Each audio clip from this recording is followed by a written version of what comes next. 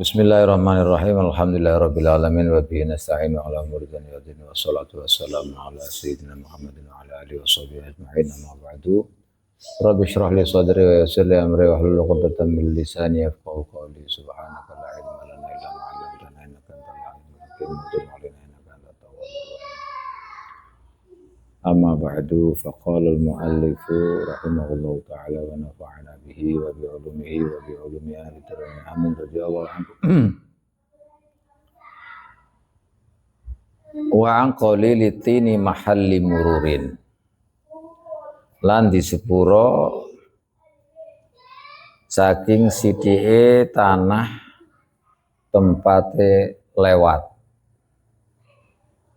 mutayakonin kang diyakini apa najasatuhu najisatin walau bimughalladzin, senajan kelawan najise kelawan najis mughalladzah. Ini yang sudah pernah dijelaskan bahwa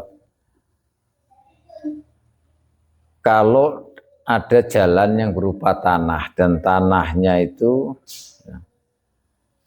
ada najisnya, diyakini bahwa jalan yang berupa tanah itu najis.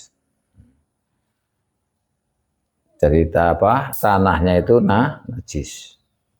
Walaupun najisnya itu dengan najis mughalladzah, najisnya anjing atau najisnya babi. Maka ini kalau sedikit dimaafkan. Ya, dimaafkan.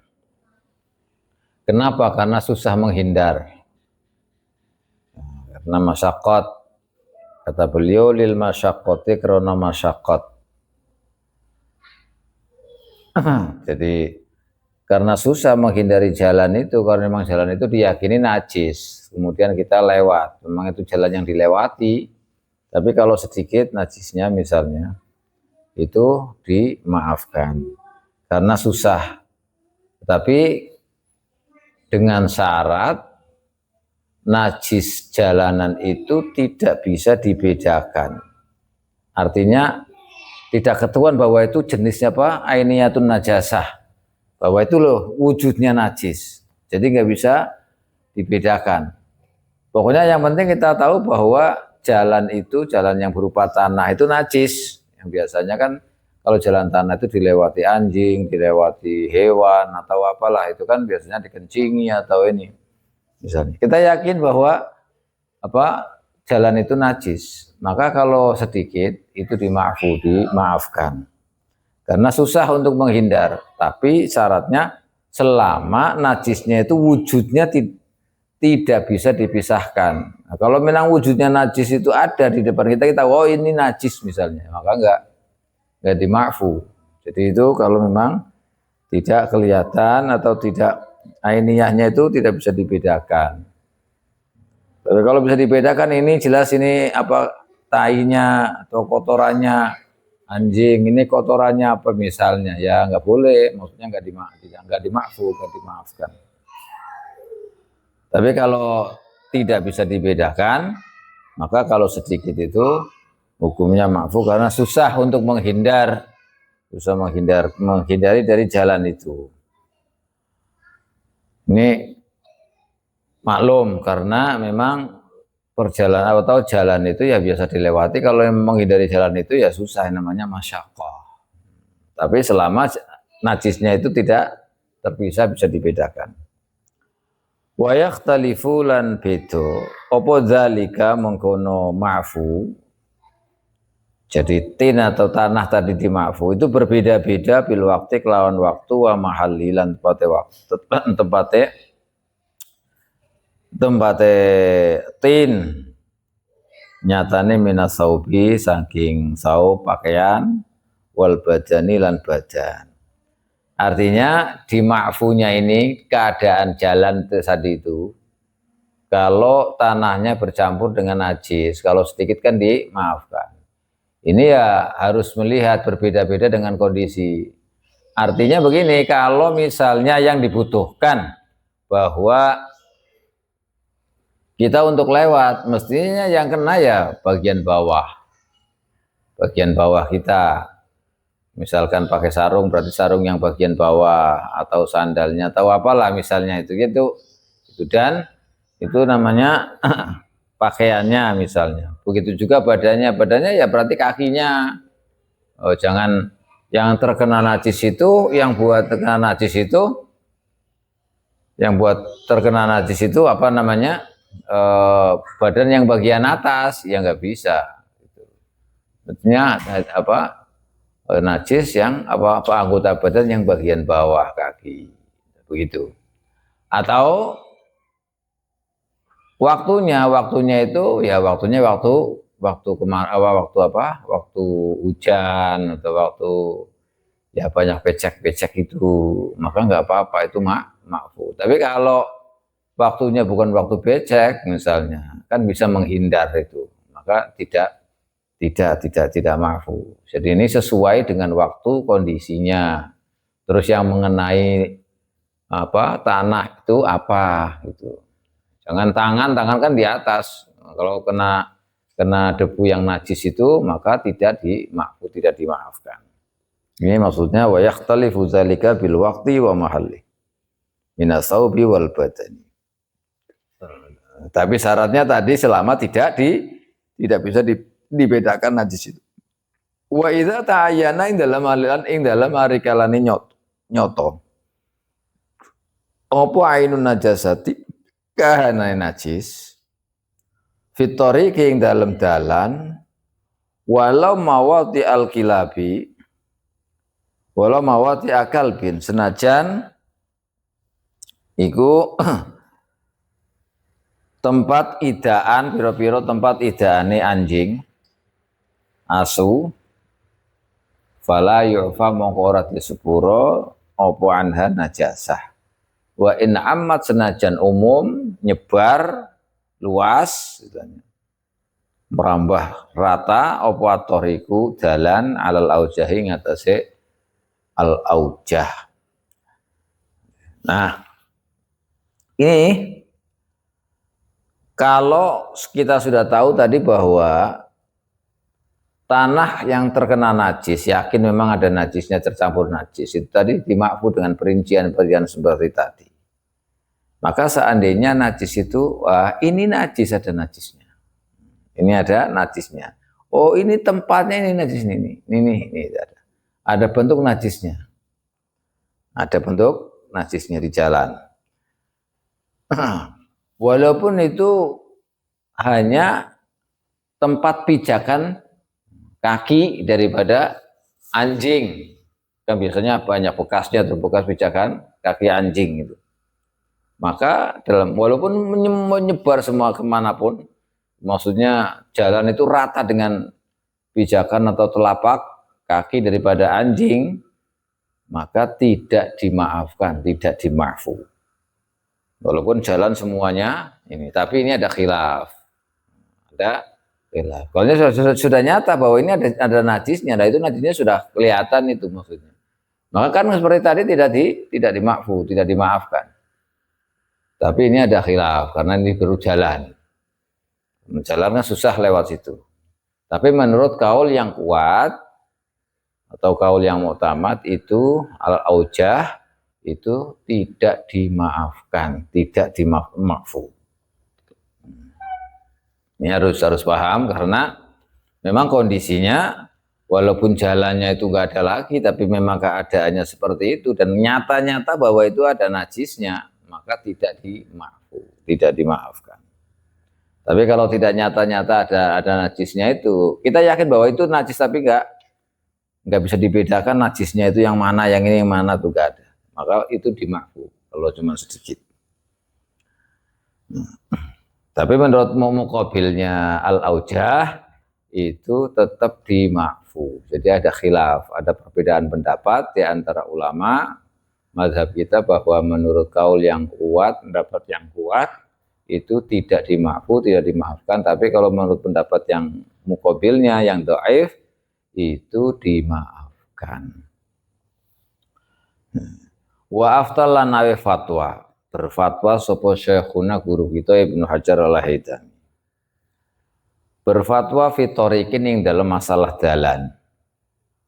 Sipate torikin latina kang ora ono tanah iku maujud biha kelawan torik. Bal fiha balik iku tetep ing dalem torik qadzarul adami utawi kotorane anak Adam manusia. Warausul kilabi lan taine kotorane pira-pira anjing wal bahaimi lan pira-pira raja kaya apa jenenge hewan-hewan bahaim. Waqad asaba hale teman-teman ngenani ing qadzarul adami ing torik yang ada qadzarul adami kotorannya anak Adam atau kotorannya anjing, kotorannya hewan-hewan. Apa sing ngenani al-matoru akudan. Ini masalah. Beliau berfatwa bil afi kelawan ngepuro.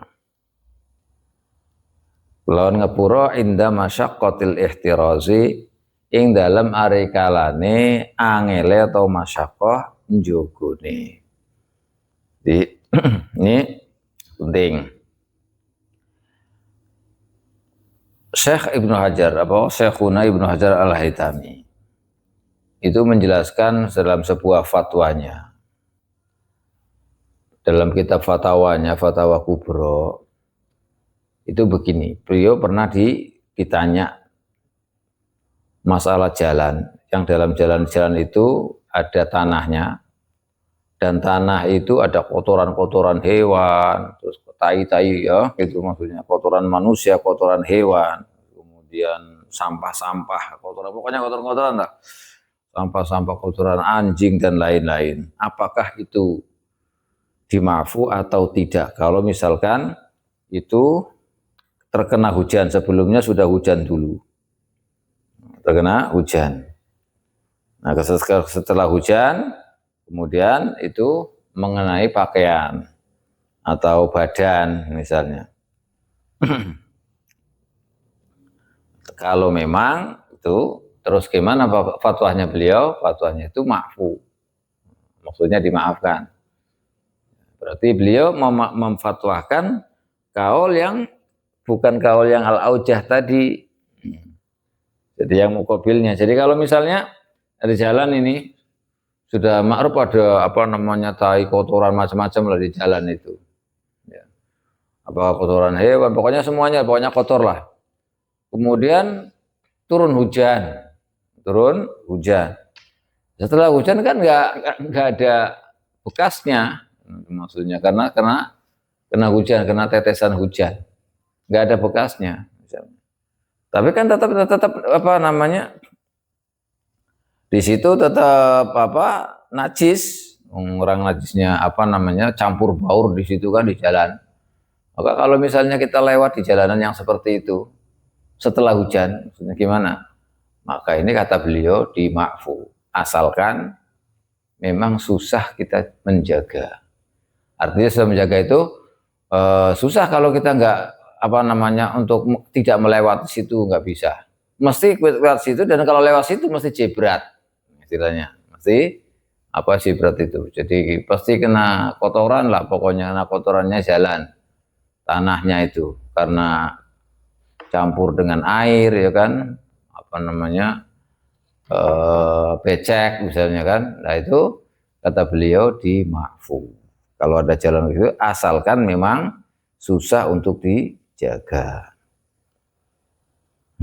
Karena kan susah sekali kalau memang sudah seperti itu kan, rata dengan jalannya itu rata dengan najis-najis itu tadi.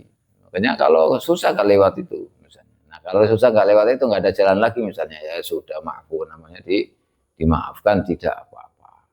Tapi asalkan juga tadi apa namanya tidak boleh orang yang di maafu itu ya bagian kaki, bagian yang paling bawah, badannya atau pakaiannya itu yang paling bawah, yang biasa kalau jalan ya kena gitu, kena apa namanya kena kotoran itu, bukan tangannya atau wajahnya atau kepalanya, bukan. Maka tadi wa yakhtalifu biwaqtil waqti wa mahallihi, itu tadi seperti tadi. Karena tadi kan ada perbedaan pendapat bahwa kalau ada jalan yang rata dengan najis gitu ya, rata dengan najis misalnya, tapi tidak kelihatan najisnya itu. Kalau kelihatan tidak di ma'fu. Menurut kaul aujah, menurut al-aujah. Tapi kalau menurut Syekh Ibnu Hajar al-Haytami di ma'fu. Qaidatun muhimmah. Utawi iki iku kaidah muhimmah tentang apa? Penting. Wahya utawi kaidah muhimmah iku ngene. Annama asluhu toharo, teman setuhune perkara asluhu kang utawi asale ma iku toharatu suci. Wa ghalaba lan nglindih ala dzanni ngatasé penyono apa tanajusuhu najise ma. Nglindih li ghalabatin najasati krana akiye ta nglindih najis fi mislihi ing dalem sepadane ma. Ada kaidah umum yang penting sekali, yaitu bahwa segala sesuatu yang aslinya suci, kemudian timbul ada prasangka bahwa sesuatu itu najis, karena kebanyakan ya karena ada sesuatu itu pasti najis lah kebanyakan. Nah, jadi kalau terjadi semisalnya itu pasti najis, maksudnya bisa punya prasangka najis.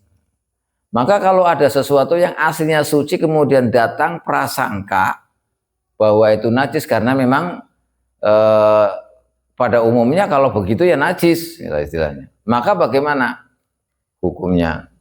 Fihi iku tetep ing dalem ma annama asluhu durung ana khabare fihi. Fihi iku tetep ing dalem ma kaulane utawi rong kaul, dua pendapat. Ma'rufane kang den kawruhi karone bi kaulayil asli kelawan kaul lurune asal wa zahiran zahir awil ghalibi utawi al ghalib. La arjahu mautawi kang luwih rojehe, kang luwih onjo, luwih unggule kaulen iku ana utaman setune ma tahirun iku tahir suci. Sucine kenapa amalan krono ngamalaken bil asli kelawan asal al mutayaqqan. Al mutayaqqan kang diyakini. Li'annahu krono taman setuhune al asal mutayaqqan iku adbatu luwih kaplanggeri minal ghalibi katimbang ingkang linde al mukhtalafi kang den sulayaken kang di khilaf kang dipersulayaken dipersengketaken bil ahwali atau al mukhtalafi kang berbeda-beda bil ahwali lan pira-pira tingkae wal azmani lan pira-pira masane pira-pira zamane. Artinya begini, kalau tadi sesuatu yang aslinya suci kemudian datang prasangka bahwa ya kebanyakan kalau terjadi seperti itu ya najis. Misalnya terjadi seperti itu, ghalaba ala-dzan najis fi mislihi. Tapi aslinya itu suci. Nah ini kaidah. Nah kalau ada semacam itu, maka setiap kaidah yang seperti itu, yang ma'asluhu toharo tadi, itu selalu ada dua pendapat yang sudah ma'ruf, yang sudah terkenal, yang sudah masyhur, yaitu tentang pembahasan tentang al-asl wal zahir awil ghalib. Yang pembahasan tentang al-asl aslinya dan zahirnya dan atau yang kebanyakannya. Tapi yang paling kaul, yang paling arjah, yang paling kuat adalah apa? Merujuk pada aslinya. Merujuk pada aslinya, karena asal bahkan dinamakan suci karena merujuk pada aslinya. Suci merujuk pada aslinya yang jelas-jelas diyakini sebelumnya, dan itu lebih madbut, artinya lebih jelas gitu, lebih jelas daripada dengan al-ghalib awil zahir yang masih dipersengketakan, yang masih dilihat-lihat apa suasananya, kondisinya, juga masanya. Jadi kalau ada sesuatu yang aslinya suci, terus datang ada prasangka seperti tadi, maka ada prasangka yang najis itu. Prasangka yang najis karena apa? Karena biasanya kalau begitu ya najis. Nah, misalnya. Maka ini ada dua pendapat. Pendapat yang pertama itu pendapat yang paling unggul. Pendapat yang paling unggul adalah bahwa jika terjadi seperti itu maka hukumnya suci.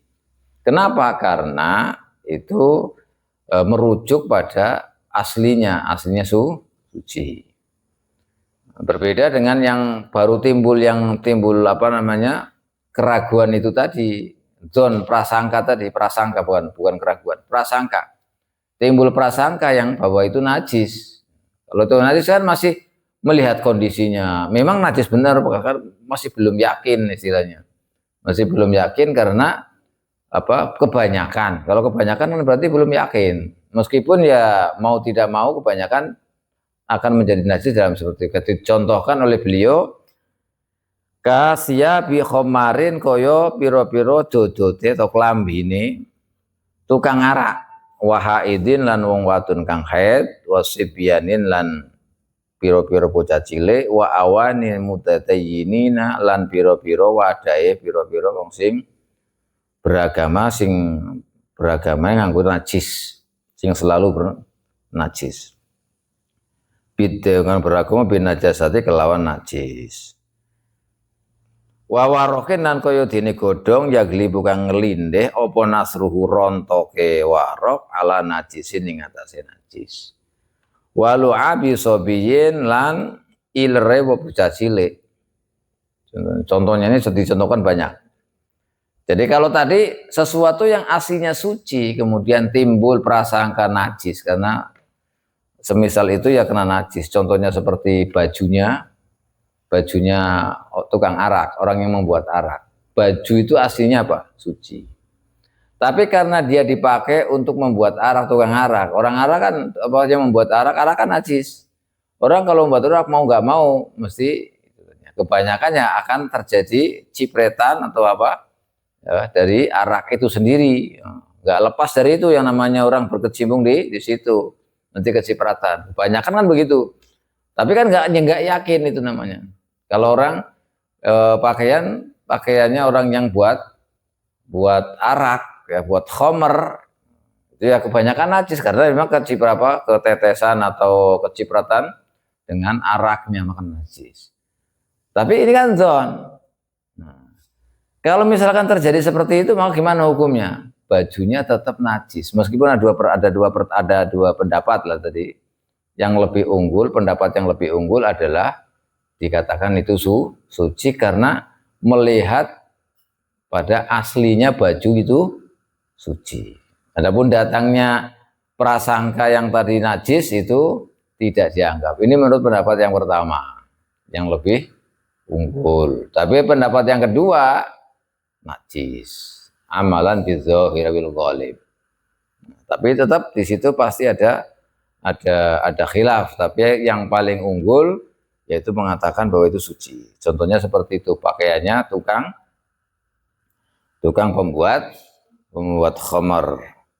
Terus wanita yang haid misalnya, wanita haid, aslinya ya tempatnya apa namanya pakaiannya orang haid mesti suci. Waktu bocor atau apa misalnya, nah, itu kan hanya prasangka, datang prasangka itu. Nah kalau misalkan datang seperti itu, ya sudah berarti ada dua pendapat dan pendapat yang unggul itu adalah mengatakan suci. Juga seperti anak kecil, kan? Pakaiannya anak kecil karena anak kecil itu nggak bisa menjaga najis, belum tahu apa-apa. Itu sangat mungkin pakaiannya anak kecil itu najis karena belum tahu apa-apa. Nah, itu atau kencing di celana atau apa kan kita nggak tahu itu. Dan kemungkinan itu akan terjadi. Itu apa kemungkinan terjadilah. Itu namanya ghalabat ya'ti ghalabatuzon.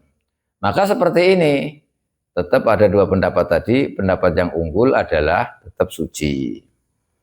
Tetap suci. Kemudian seperti juga dedaunan, dedaunan yang jatuh yang memang kebanyakan ya jatuhnya rontoknya itu di najis. Ini semua ini selama najisnya ini tidak nyata, tidak ada wujudnya maksudnya. Kebanyakan kalau misalnya ada kotoran apa misalnya terus daun-daunan itu rontok ya rontoknya ke najis. Tapi aslinya daun itu kan suci. Tapi karena faktor menjadi najis itu kan karena jatuh. Tapi tidak ada wujud najis yang nempel di daun itu. Maka hukumnya bagaimana? Ya hukumnya seperti tadi ada dua pendapat. Pendapat yang unggul mengatakan bahwa daun itu berarti suci. Kenapa? Karena merujuk pada aslinya yaitu suci. Begitu juga wadah-wadah apa misalnya bejana-bejana orang yang beragama dengan najis misalnya. Artinya orang yang selalu bergumul dengan najis istilahnya. Wadah-wadahnya itu kalau orang yang bergumul dengan najis wadahnya ya kebanyakan jadinya najis. Perkiraan ini jadinya najis. Makanya datang prasangka ini wadahnya orang yang biasa ini najis mesti kena najis. Tapi nggak nyata loh maksudnya nggak nyata. Maka bagaimana ya hukumnya tadi ada dua pendapat sama itu semuanya. Selama najis itu tidak ada wujudnya. Tuh. Begitu juga misalnya air liurnya anak kecil. Anak liurnya anak kecil juga kemungkinan juga terkena najis. Terkena najis karena memang anak kecil kan belum bisa barangkali kena puntahannya. Kenapa kayak gumoh itu ya, gumoh. Misalnya gumohnya itu kan tinggal diperinci. Itu gumoh itu keluar dari perutnya keluar dari perut apa sebelum sampai perut.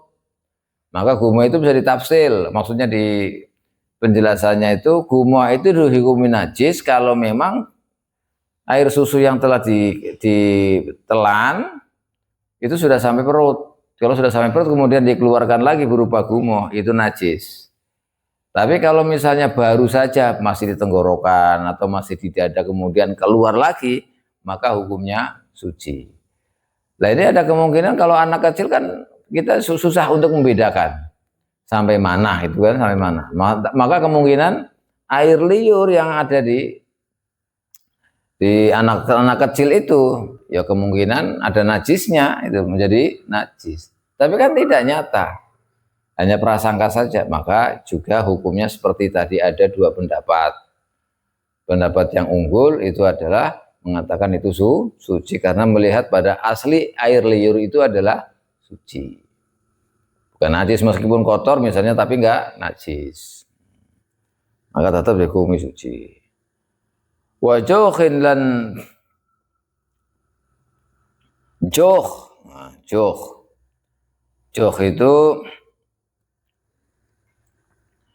kayak kemarin itu kayak mentega itu ya kayak mentega. Nah itu istaharo kang kuncoro po amaluhu digawene bisah mil khinziri kelawan gaji anjing babi celeng. Seperti juga misalnya ada mentega, yang mentega menurut kabar berita tersebar bahwa seperti mentega misalnya itu terbuat dari saham itu minyak babi. Tersebar bahwa itu terbuat dari minyak babi. Tapi tidak nyata bahwa itu dari minyak babi, hanya tersebar. Maka hukumnya bagaimana? Hukumnya tetap seperti tadi, ada dua pendapat. Pendapat yang unggul itu adalah suci. Kenapa? Karena mentega itu aslinya suci. Amalan bil asli. Walaupun zahirnya ya itu kan sudah ma'ruf, sudah terkenal bahwa itu dibuat dari minyak babi. Wajubnin syamiyin. Lan juben, juben itu kayak margarin. Syamian kang basa Syam. Istaharo kang kuncoro po amaluhu digawene jumen Syami, digawe bi amfihatil khinziri kelawan gagane khinzir babi. Jadi juga ada misalnya juben kayak margarin atau apa itu kan apa? Itu apa sih biasanya merek apa? Hah? Blue Band. Nah, kayak Blue Band kayak begitu itu yang si Sami. Itu dulu memang sudah ini apa?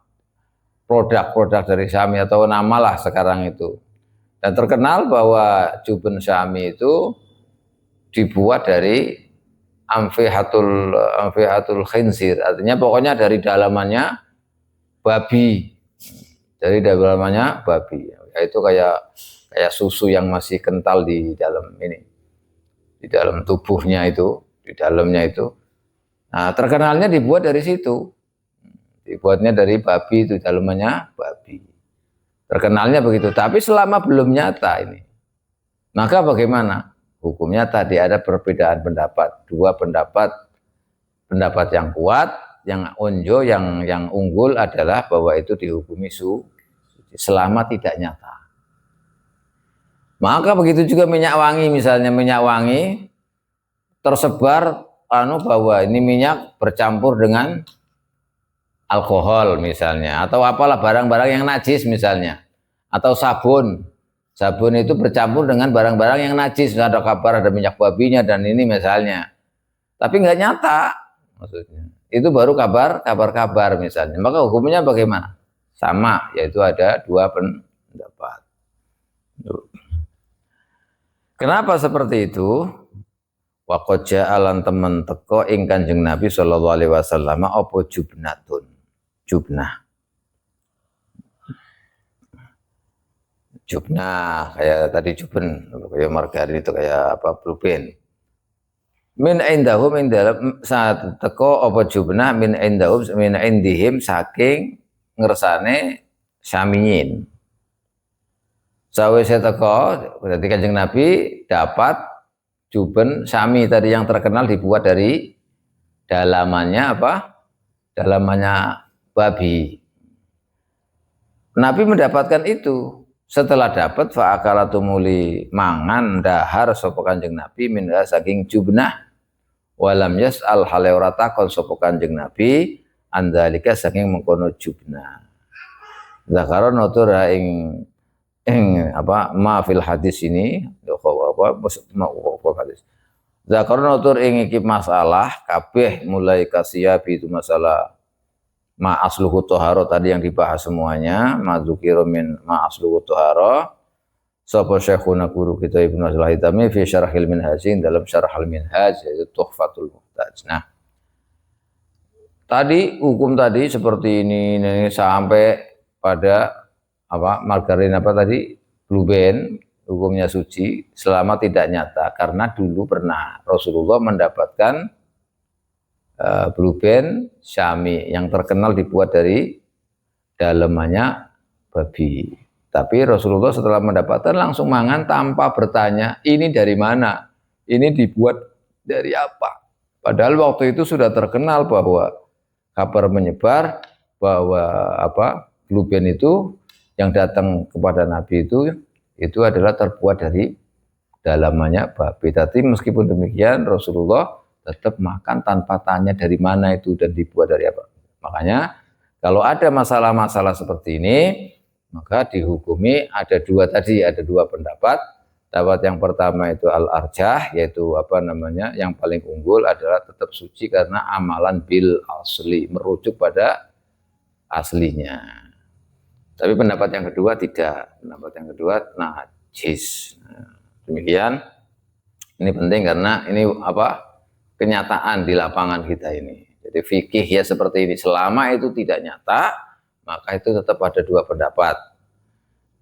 Ada pendapat yang amalan bil asli, merujuk pada aslinya, dan ada yang amalan bil zahir awil ghalib.